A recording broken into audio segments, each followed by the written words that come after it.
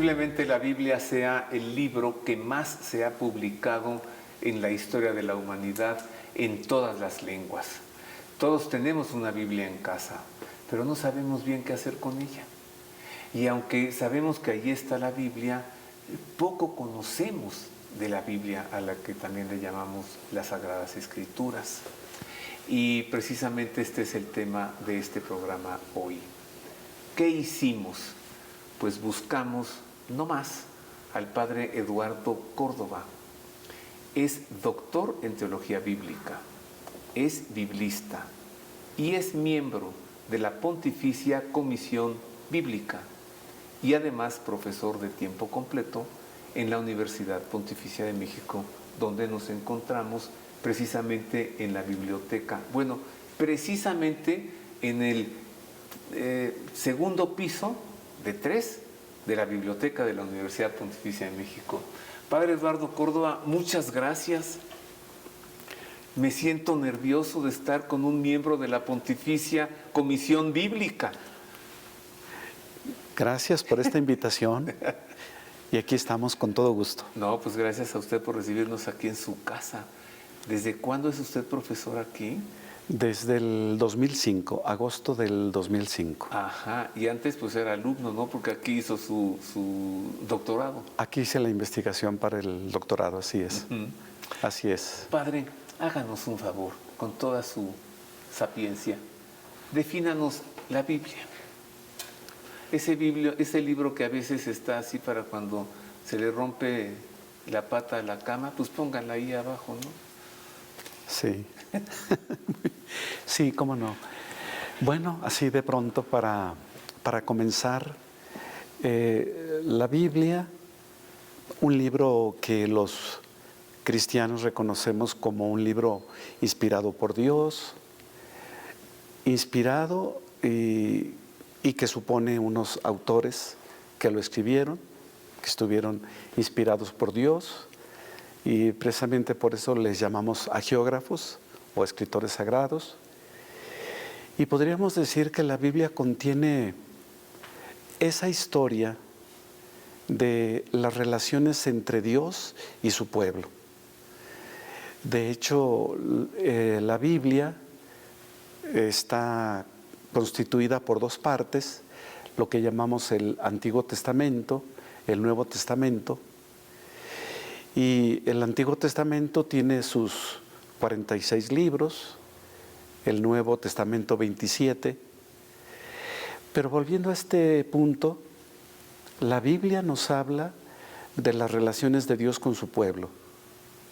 Le llamamos a la primera parte Antiguo Testamento y es una parte que corresponde propiamente al pueblo judío.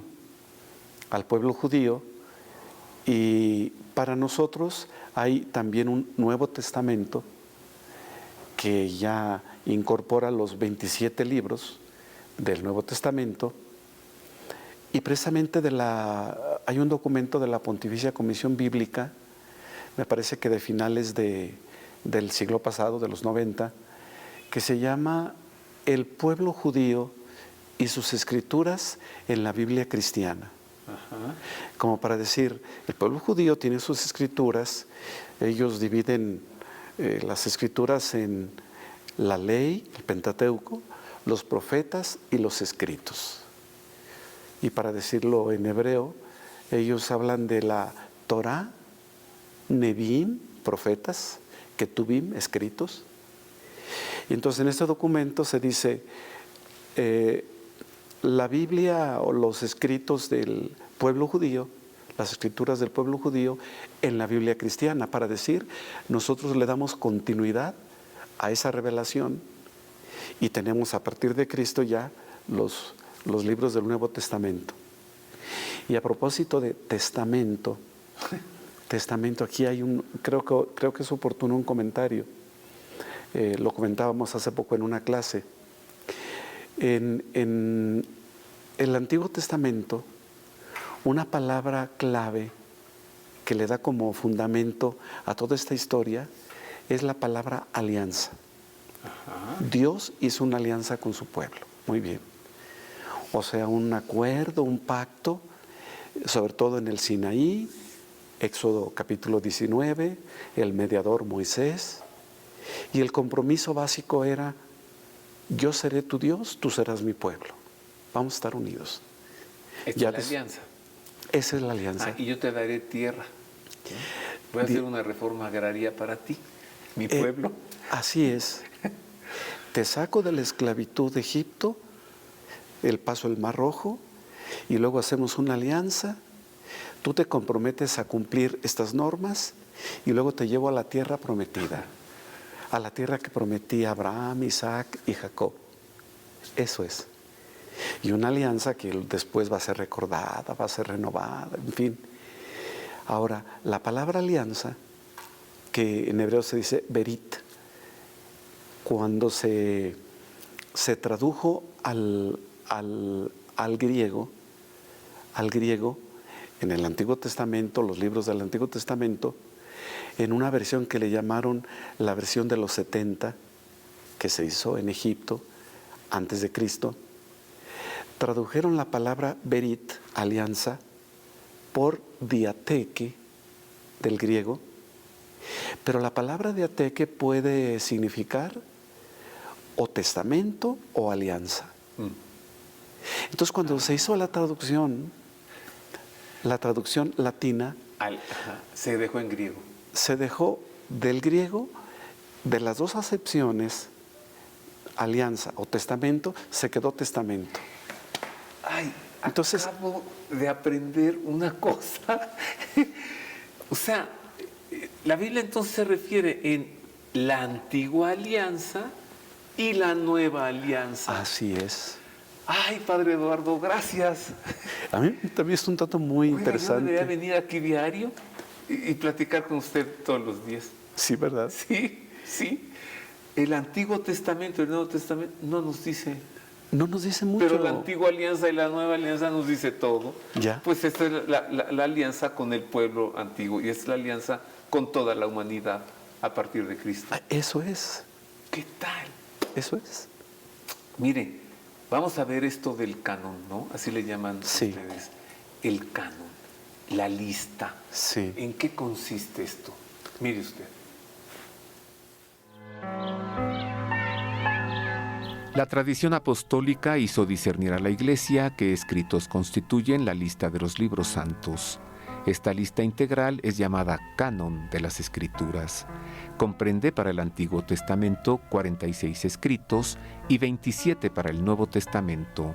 Génesis, Éxodo, Levítico, Números, Deuteronomio, Josué, Jueces, Ruth, los 2 libros de Samuel, los 2 libros de los Reyes, los 2 libros de las Crónicas, Esdras y Nehemías, Tobías, Judith, Esther, los 2 libros de los Macabeos, Job, los Salmos, los Proverbios, el Eclesiastés, el Cantar de los Cantares, la Sabiduría, el Eclesiástico, Isaías, Jeremías, las Lamentaciones, Baruch, Ezequiel, Daniel, Oseas, Joel, Amós, Abdías, Jonás, Miqueas, Nahum, Habacuc, Sofonías, Ageo, Zacarías, Malaquías para el Antiguo Testamento. Los evangelios de Mateo, de Marcos, de Lucas y de Juan, los Hechos de los Apóstoles, las cartas de Pablo a los Romanos, la primera y segunda a los Corintios, a los Gálatas, a los Efesios, a los Filipenses, a los Colosenses, la primera y la segunda a los Tesalonicenses, la primera y la segunda a Timoteo, a Tito, a Filemón, la carta a los Hebreos, la carta de Santiago, la primera y la segunda de Pedro, las 3 cartas de Juan, la carta de Judas y el Apocalipsis para el Nuevo Testamento. El Antiguo Testamento es una parte de la Sagrada Escritura de la que no se puede prescindir. Sus libros son libros divinamente inspirados y conservan un valor permanente porque la antigua alianza no ha sido revocada. El Nuevo Testamento ofrece la verdad definitiva de la revelación divina. Su objeto central es Jesucristo, el Hijo de Dios encarnado, sus obras, sus enseñanzas, su pasión y su glorificación, así como los comienzos de su Iglesia bajo la acción del Espíritu Santo. este es el canon de las Sagradas Escrituras, pero sigo yo todavía conmocionado con lo que me enseñó. Diateque en griego, testamento y también alianza. Alianza. Y lo han traducido como testamento. Sí. ¿No podremos hacer algo en la Pontificia Comisión Bíblica para que ya se le ponga mejor alianza? Sugerir, ¿verdad? Bueno, bueno. Sí. Oiga, ya le preguntaré, padre, más adelante que nos platique usted qué hace la Pontificia Comisión Bíblica, ¿no? Sí, cómo no. Pero continuamos que usted nos está presentando la Biblia. Sí. Sígale, que ahora yo ya soy alumno. Me gustaría comentar solo un dato a propósito de la alianza, la importancia que tiene. Hay un pasaje de las cartas de San Pablo, en su correspondencia a los Corintios, donde él dice, nosotros somos ministros de la nueva alianza, apoyada no tanto en la letra, sino en el espíritu. Una alianza inscrita en el corazón, como lo anunció Jeremías. Y luego, por otra parte, cuando Jesús está en la última cena, cuando instituye la Eucaristía, cuando toma la copa, dice, este es el cáliz de mi sangre, sangre de la alianza nueva y eterna. Ajá. Y una buena sección de la Carta a los Hebreos también se dedica a este tema de la nueva alianza. Es un tema así interesante. Sí. Como que es transversal para toda la Biblia. Síganos hablando de la Biblia, que yo estoy fascinado. Bueno. ¿Qué más nos dice para presentarnos este libro? De la Biblia, ya nosotros como cristianos, si nos enfocamos al Nuevo Testamento o a la Nueva Alianza, tenemos en el canon de los 27 libros los 4 evangelios que ocupan un lugar especial. Incluso la Constitución Dei Verbum del Vaticano II, en el número 19, dice estas palabras. Todos reconocemos la importancia de la Escritura, particularmente para nosotros como cristianos, el Nuevo Testamento, como cumplimiento de las promesas, de las profecías del pasado. Pero dentro del Nuevo Testamento apreciamos de manera especial los evangelios que nos hablan de la vida, de las enseñanzas, del ministerio y sobre todo de la pasión, muerte y resurrección del Señor Jesús.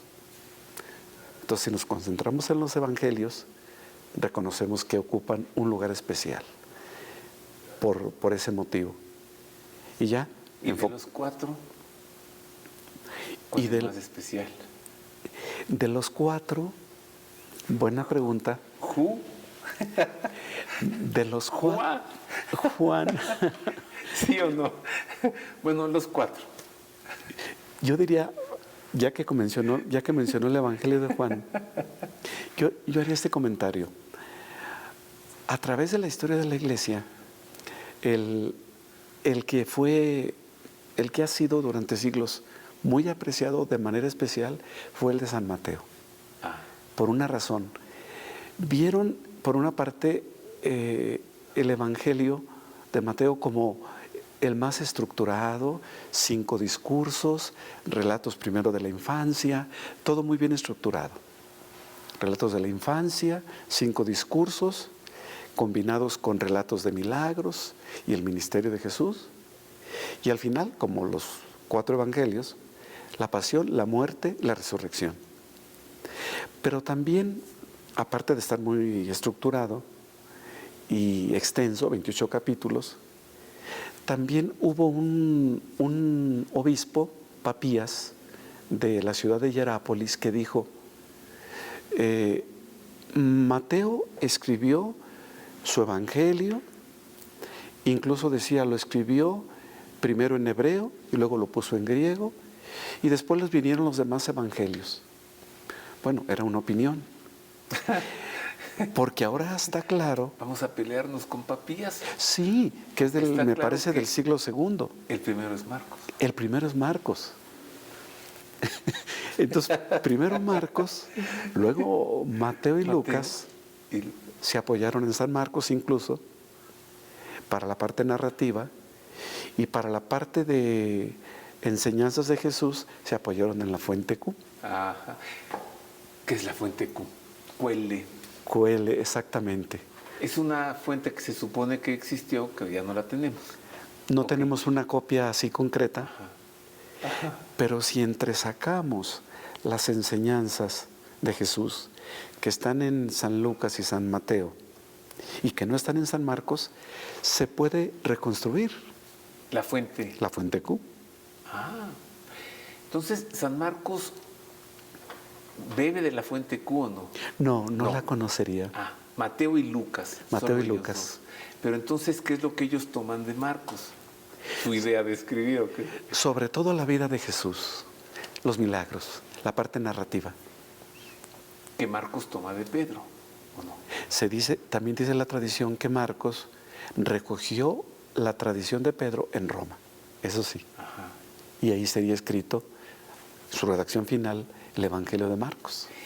¿Y cómo podemos estar muy seguros de que primero fue Marcos y luego Mateo? Porque Marcos es breve. Cuando habla, por ejemplo, de las enseñanzas de Jesús, nos presenta la parábola del sembrador, nos dice, pero no muchas parábolas. Luego nos dice que Jesús enseñaba, pero no nos dice mucho del contenido. Entonces es muy lógico pensar que de un evangelio más bien breve vengan otros evangelios más extensos y no al revés. Claro. Qué buena idea tuviste, te la voy a copiar, pero yo voy a Ampliar. ampliar. Tengo que hacer una pausa. Sí, cómo no. Que me duele, porque ya quiero regresar rápido para seguir con más de esta clase. Volvemos pronto después de una pausa.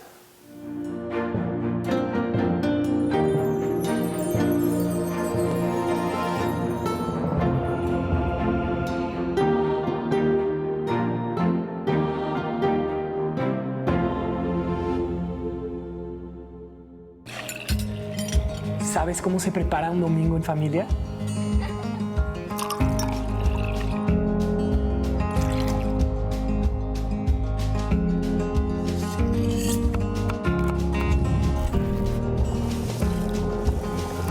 Todo comienza con La Moderna.